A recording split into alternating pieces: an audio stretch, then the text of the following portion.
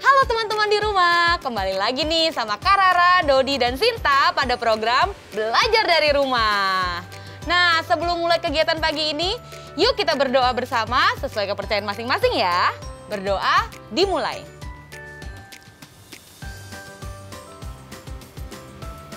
Berdoa selesai. Kak Rara, selanjutnya kita olahraga ringan dulu yuk, agar badan kita lebih segar dan semangat untuk menjalani hari ini. Aku yang pimpin ya. Oke Dodi. Yang pertama, seperti ini. 1, 2, 3, 4, 5. Lalu sebaliknya. 1, 2, 3, 4, 5. Lalu lipat tangan ini. 1, 2, 3, 4, 5. Lalu sebaliknya. 1, 2, 3, 4, 5. Selesai. Wow, jadi lebih segar ya Dodi, Sinta. Nah, sekarang Kak Rara mau cerita tentang dari mana asal nasi. Boleh tuh Kak. Oke deh, yuk kita membatik. Membaca itu asik. Yuk. Yuk. Halo teman-teman di rumah, kali ini kita akan membatik dengan membaca terbimbing ya. Nanti Dodi dan Sinta bantu Kak Rara membaca cerita ini ya. Siap Kak. Teman-teman, simak dengan baik cerita ini ya, karena setelah ini kita akan menjawab pertanyaan bersama-sama.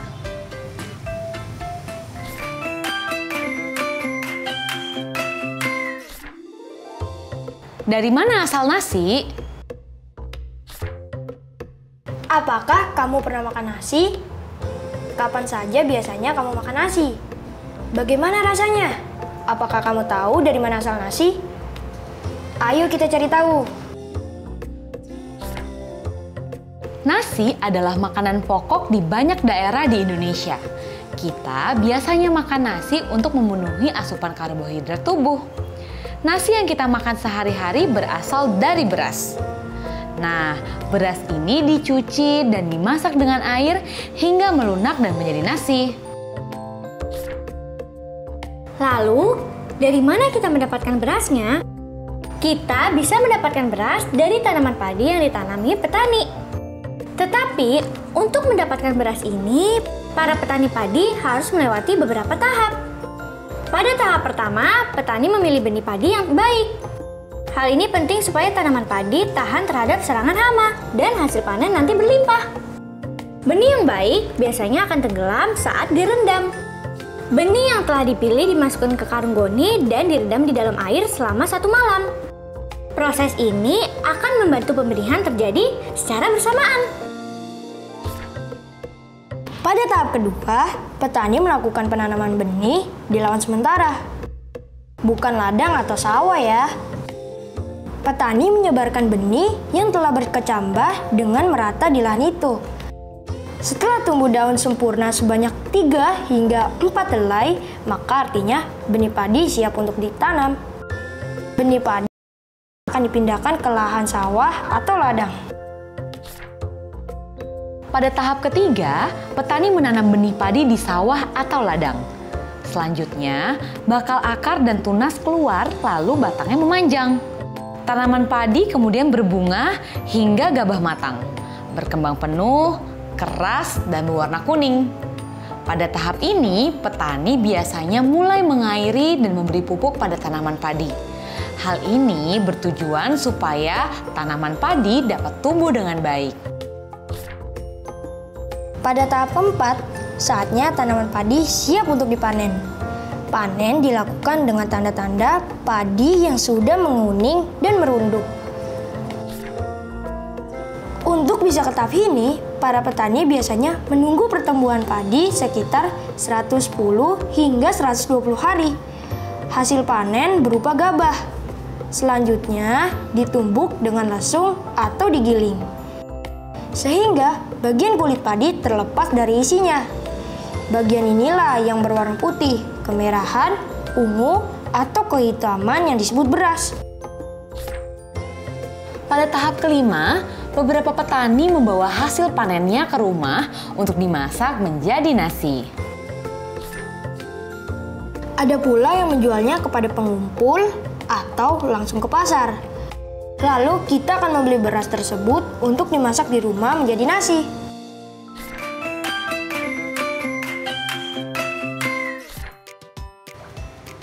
Wah, ternyata proses untuk mendapatkan nasi itu panjang ya. Apakah kamu masih ingin menyia-nyiakan nasi? Nah, karena kita sudah selesai membaca, Kak Rara punya beberapa pertanyaan nih untuk kalian jawab. Tapi sebelum itu, teman-teman di rumah jangan lupa siapkan buku dan pena ya. Lalu ikut menjawab pertanyaan yang Kak Rara berikan.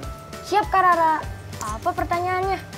Oke, dari cerita tentang nasi yang sudah kita baca, menurut kamu dari mana asal nasi? Dari sawah yang dikerjakan oleh petani. Aku coba tambahkan ya Kak. Petani menyemai benih terbaik di sawah, lalu tumbuh menjadi padi yang matang dan menghasilkan gabah. Gabah itu lalu dipisahkan dari kulitnya dan menjadi beras yang kemudian kita masak menjadi nasi. Wah, hebat kalian! Selanjutnya, apa saja tahapan yang harus dilakukan petani untuk mendapatkan beras? Pertama, petani memilih benih terbaik. Kedua, menanam benih di lahan sementara. Ketiga, menanam benih di sawah dan mengairi sawah. Keempat, memanen padi yang matang. Terakhir, dijual deh ke pasar. Hebat Kak, aku jadi ngerti gimana sampai akhirnya beras bisa ada di pasar. Siapa dulu dong, Sinta. Oke, yuk kita ke pertanyaan selanjutnya ya. Apa itu Kak? Oke, kapan benih siap untuk dipindahkan ke sawah? Padi boleh dipindahkan ke sawah setelah tumbuh 3 atau 4 helai daunnya. Wah, hebat nih adik-adik Kak Rara. Ternyata kalian menyimak dengan baik ceritanya ya. Nah, gimana teman-teman? Sudah tahu kan dari mana nasi berasal? Apakah teman-teman berhasil menjawab pertanyaan dari Kak Rara dengan benar? Wah, selamat ya teman-teman. Terima kasih atas jawabannya. Selanjutnya, yuk kita balima dulu. Membaca 5 kata.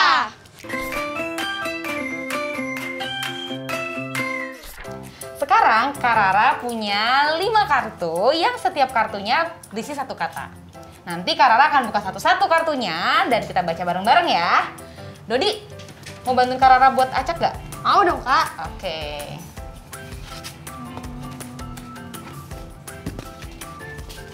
Udah nih Kak. Ayo Kak Rara, kita buka kartunya satu persatu. Oke Sinta, kita mulai ya. Siap Kak Rara. Oke. Makan. Mungkin. Siapa? Lakukan. Menjadi.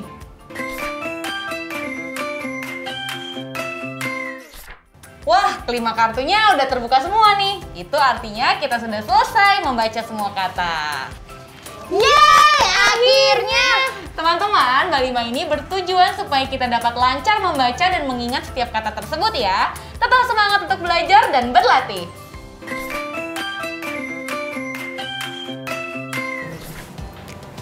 Bunda, selain kolak, di warung Bu Rudi juga menyediakan aneka gorengan untuk menu berbuka puasa loh. Pisang goreng harganya Rp850, ubi goreng harganya Rp900, dan ayam goreng harganya Rp7.500. Kamu mau membeli semua, Dodi? Iya Bunda, aku membawa uang Rp10.000. Menurut perkiraan aku sih, kalau aku membeli semuanya untuk berbuka puasa hari ini, maka aku akan mendapatkan kembali Rp1.000. Teman-teman, apakah perkiraan Dodi masuk akal? Coba kalian perkirakan bersama ayah dan bunda di rumah ya.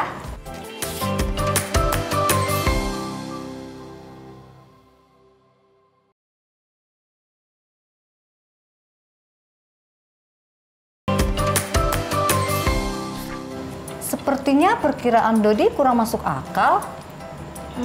Kok bisa, Bun? Dodi memiliki uang Rp10.000. Harga pisang rebus Rp850, berarti mendekati Rp1.000. Lalu harga ubi goreng Rp900, maka mendekati Rp1.000. Harga ayam goreng Rp7.500, berarti mendekati Rp8.000. Jika dijumlahkan, berarti Rp10.000. Oh iya, Bunda benar ya. Perkiraan Dodi kurang masuk akal, teman-teman. Bagaimana dengan perkiraan teman-teman? Kalau belum tepat, jangan lupa diskusikan dengan ayah bunda ya.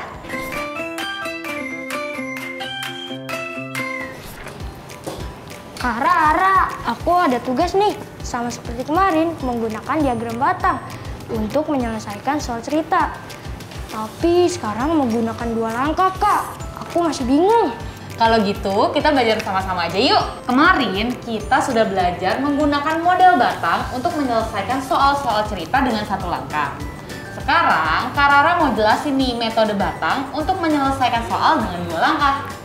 Sebelum itu, kita siapin alat tulis dan bukunya ya.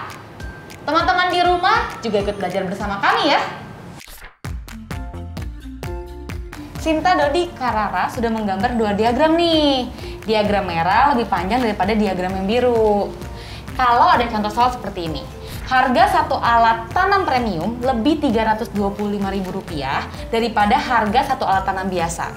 Harga 1 alat tanam premium Rp645.000. Berapa jumlah harga 1 alat tanam premium dan 1 alat tanam biasa?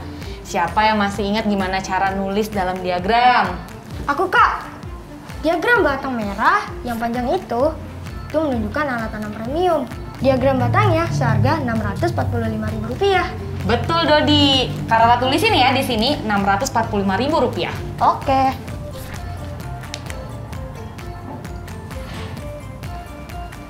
Oke. Tapi kita belum mengetahui harga alat tanam yang biasa. Iya, betul, Dodi. Pada soal tadi disebutkan bahwa harga 1 alat tanam premium lebih Rp325.000 daripada harga 1 alat tanam biasa. Berarti kita buat garis seperti ini ya di bawah 2 diagram ini. Tadi pertanyaannya apa? Mencari tahu harga 1 alat tanam premium dan 1 alat tanam biasa. Nah, betul. Tapi karena kita belum mengetahui harga 1 alat tanam biasa, maka langkah pertama adalah kita cari dulu harga alat tanam biasa atau harga dari diagram batang pendek warna biru. Karena harga alat tanam premium lebih Rp325.000, maka berapa ditambahkan Rp325.000 sama dengan Rp645.000? Ketemu, Rp320.000. Oke. Betul sekali, kita sudah menemukan ya harga alat tanam biasa Rp320.000. Kakak tulisin ya di diagram batang warna biru.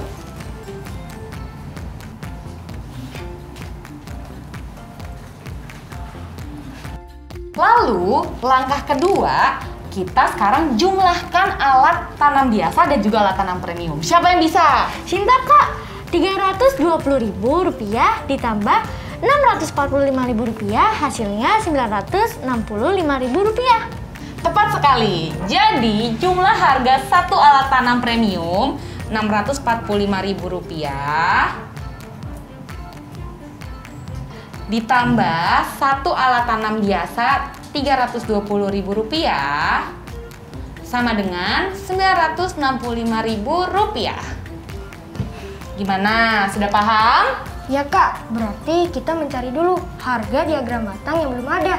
Lalu kita jumlahkan deh seluruhnya. Betul, kayak gitu, Dodi. Oke, Kak. Nah, karena sudah paham, Kak Rara mau ngetes nih kalian berdua. Siap-siap ya. Harga 1 alat pemotong rumput kurang Rp400.000 daripada harga 1 alat matun padi. Harga 1 alat matun padi Rp625.000. Berapa banyak uang yang diperlukan untuk membeli kedua alat tersebut? Coba kalian kerjakan, jangan lupa ya digambar. Langkah pertama adalah kita menentukan harga alat pemotong rumput karena belum diketahui berapa harganya. Kita gambar diagram batangnya. Diagram batang merah adalah alat matun padi dan harganya Rp625.000. Diagram batang biru adalah alat pemotong rumput. Belum diketahui harganya, Kak. Lalu kita buat garis untuk menyatakan selisihnya. Bahwa harga satu alat pemotong rumput kurang Rp400.000. Daripada harga satu alat matun padi, maka kita tulis Rp400.000 pada garis. Caranya adalah berapa ditambah Rp400.000 sama dengan Rp625.000. Kita bisa mengurangkan Rp625.000 dengan Rp400.000 dan hasilnya adalah Rp225.000. Lalu dari sini kita mengetahui bahwa harga satu alat pemotong rumput adalah Rp225.000. Mantap, Lalu, karena perintahnya adalah berapa banyak uang untuk membeli keduanya, maka kita jumlahkan, Kak. Rp225.000 ditambah Rp625.000 sama dengan Rp850.000. Wih, keren. Kerjasama yang hebat. Good job. Jelas dong, Kak. Kita coba satu lagi ya. Coba sekarang kerjakan sendiri-sendiri. Ada soal seperti ini. Jumlah harga satu alat semprot dan satu alat singkal bajak adalah Rp610.000. Harga alat semprot adalah Rp525.000. Alat mana yang harganya paling sedikit dan berapa kurangnya dari harga alat lain? Coba Dodi jawab, alat mana yang harganya paling sedikit? Kita gambar dulu diagramnya. Nah, jumlah kedua alat adalah Rp610.000. Maka pada garisnya kita tulis Rp610.000. Lalu harga alat semprot Rp525.000. Yang belum diketahui adalah harga alat singkal bajak. Dari sini kita dapatkan bahwa harga singkal bajak adalah Rp85.000. Sehingga harga alat yang paling sedikit adalah alat singkal bajak. Mantap. Lalu Sinta coba jawab, berapa kurangnya dari harga alat lain? Baik, Kak. Kita sudah mengetahui harga singkal bajak adalah Rp85.000 dan harga alat semprot adalah Rp525.000.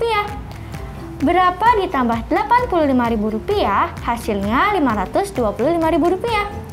Didapatkan harga kurangnya adalah Rp440.000. Sehingga harga singkal bajak kurang Rp440.000 daripada alat semprot. Betul semua nih. Keren nih adik-adik Karara. Kalau gitu sekarang saatnya tantangan yang sebenarnya. Teman-teman juga sudah paham kan? Yuk kita kerjain soal latihan. Jangan lupa ya, siapin alat tulis dan buku kalian. Ayo berlatih. Dengan berlatih kita semakin terlatih. Teman-teman kelas 3 yang hebat, Karara sudah punya daftar harga alat perlengkapan petani nih. Coba kalian simak baik-baik. Kalau sudah, buatlah soal cerita seperti yang tadi Karara berikan ya, tentang harga satu alat yang lebih atau kurang banyak dari harga satu alat lain. Dan mencari jumlah harga kedua alat. Buat juga jawabannya. Siapa mau buat pertanyaannya dan siapa yang mau jawab? Aku dong, Kak, yang membuat pertanyaannya. Kalau begitu aku yang jawab ya. Apa, Kak, pertanyaannya? Harga satu pacul kurang Rp780.000 daripada harga satu alat tanam. Harga satu alat tanam Rp875.000. Berapa banyak uang yang diperlukan untuk membeli kedua alat tersebut? Baik, Kak. Harga alat tanam adalah Rp875.000 dan harga satu pacul kurang Rp780.000. Jadi, yang belum diketahui adalah harga satu pacul. Kita cari terlebih dahulu. Caranya adalah berapa ditambah Rp780.000 sama dengan Rp875.000. Caranya adalah Rp875.000 dikurang Rp780.000. Hasilnya adalah Rp95.000. Jadi harga alat pacul adalah Rp95.000. Lalu setelah itu kita jumlahkan keduanya. Rp875.000 ditambah Rp95.000 sama dengan Rp970.000. Jadi, uang yang dibutuhkan untuk membeli keduanya adalah Rp970.000. Hebat, Dodi bisa menjelaskan dengan baik.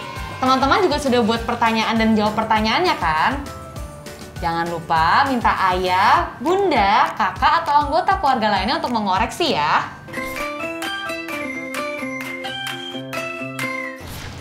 Oh iya, kita cicil proyek akhir minggu yuk. Kamu sudah memberikan keterangan pada tahapan pertumbuhan padi Bu belum, Dot? Sebentar Kak, aku ambil dulu catatannya. Sudah nih. Nah, coba Dodi bacain supaya teman-teman di rumah juga tahu bagaimana cara membuatnya. Oke Kak. Usia padi 0 hingga 60 hari, akar bertumbuh, tunas keluar, dan batang memanjang. Usia 60 hingga 90 hari, terbentuk bunga dan biji. Usia 90 hingga 120 hari, tinggi tanaman padi tidak bertambah. Tanaman padi menguning. Padi dipanen. Cakep. Teman-teman di rumah jangan lupa ya memberikan keterangan pada tahapan tanaman kalian seperti yang Dodi buat. Lalu siapkan juga laporan akhir minggu. Seperti ini kerangkanya.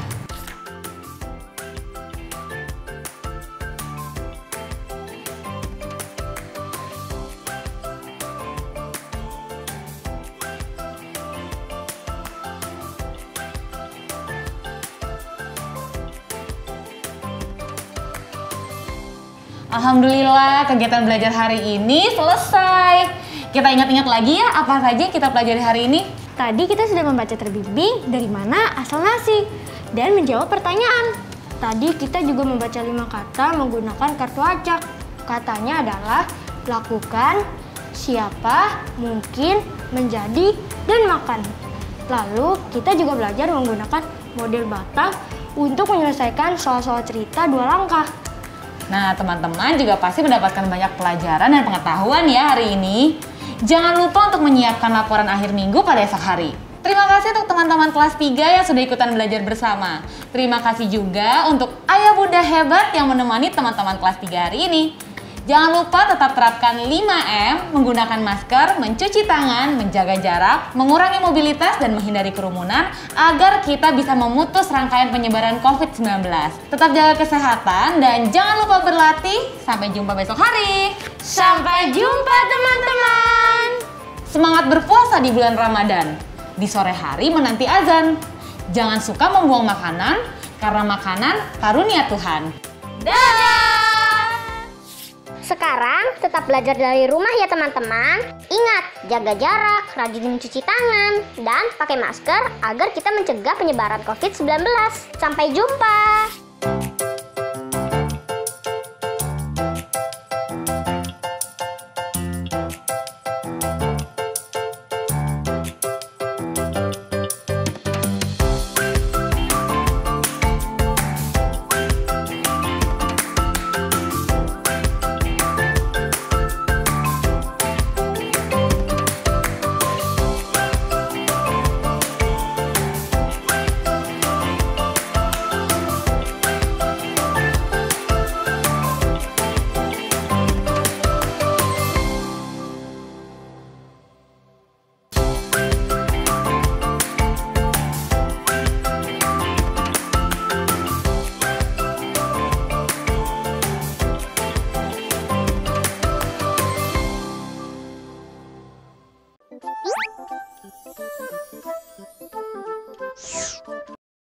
Dikbud, di masa kebiasaan baru seperti sekarang ini, ingat selalu pesan ibu.